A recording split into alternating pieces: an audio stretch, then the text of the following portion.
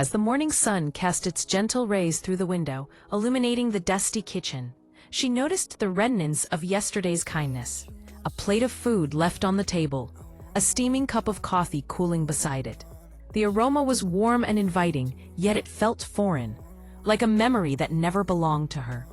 Was it kindness, or was it just pity? The thought lingered, heavy and suffocating, as she hesitantly approached the mirror. Her reflection revealing a woman etched with scars, both visible and hidden. A woman who had fought battles too weary to recount. Yet the reflection offered no hint of love or tenderness, only the stark reality of a heart worn down by neglect. In that moment, a storm of conflicting emotions surged within her. If his gestures were a sign of interest, shouldn't she draw a line, fortify her defenses?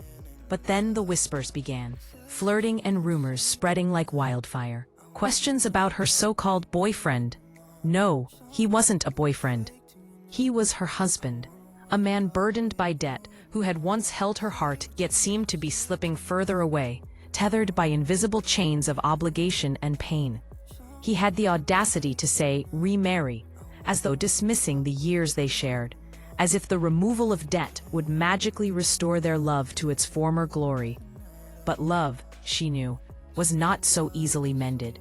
Not when their conversations devolved into arguments, when nagging filled the air with bitterness, and empty promises echoed through the silence of their home. Even money felt like another wound, a reminder of her struggles.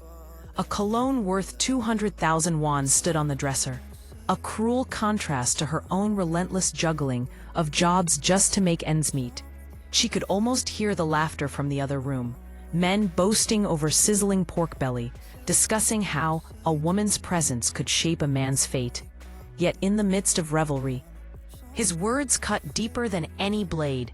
You're no fun, you not affectionate. Are you frigid now?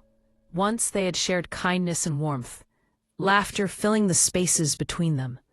But now the weight of unfulfilled expectations bore down on her. Had she ever been wise enough, gentle enough to keep their affection alive? As these thoughts threatened to drown her, the door creaked open, jolting her from her reverie. He walked in, the man who had once been her anchor, now a figure shrouded in ambiguity. At that moment, as Chapter 3 drew to a close, she realized her story was far from over. The journey ahead was uncertain, but she could still choose to fight for her narrative. Stay with me for Chapter 4, the words echoed softly, a whisper of hope amidst the shadows. The battle for her own heart had just begun.